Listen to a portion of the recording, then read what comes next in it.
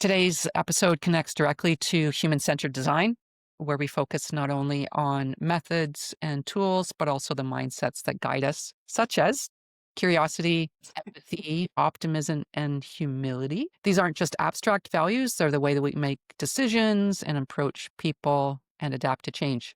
Optimism for me isn't about blind positivity. It's about spotting potential even when the constraints feel heavy, like in healthcare or in highly regulated systems. Where have you seen optimism act as a lever for change in your projects, your writing, your teaching?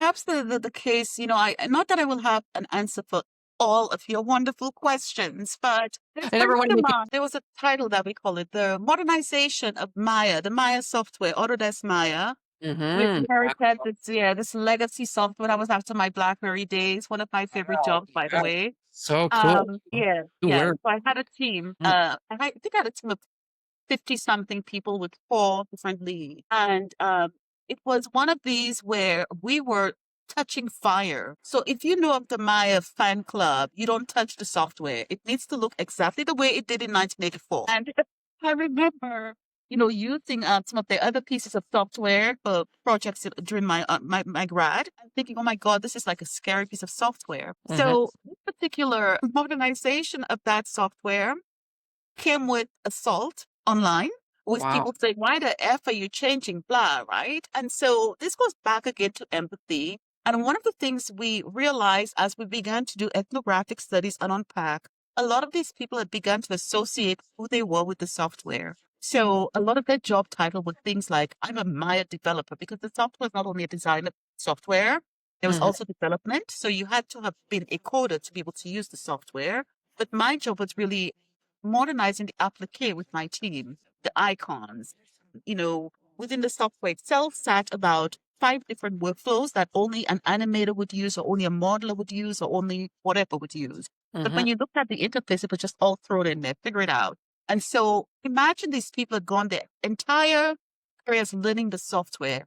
There's Mhm. something wonderful about starting as a novice in the software and becoming an intermediate and an expert.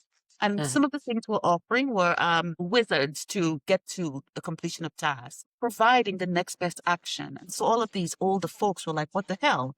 This looks like it's built for teenagers now, right? And so these were all things we had to take into consideration as we went through the prototyping phase. And what took us through that was optimism that what we were creating as a collective, as a team, would somehow maintain the integrity of those who'd been using the software forever when they got it on the CDs to those who just wanted to get it from Amazon Web Services. And Mhm. so for us, this was one of the most difficult, stressful projects I've ever worked with because of the fan base that were Mhm. online on forums and stuff. Every time we clicked an icon, like, why is it that icon? Right? It's like, Mhm. well, we had to think of the changing metaphors. So there's a whole generation who don't know some of these icons. They're like, what is that thing? Oh, that's mail. Well, that's not email.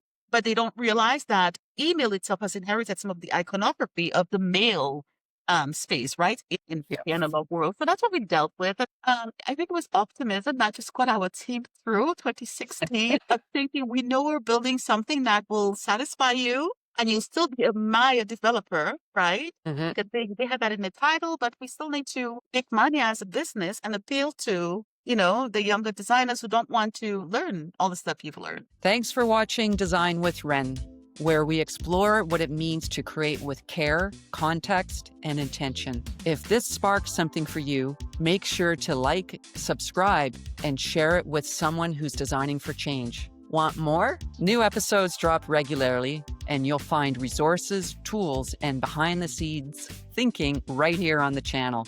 Keep designing with purpose, and I'll see you in the next one.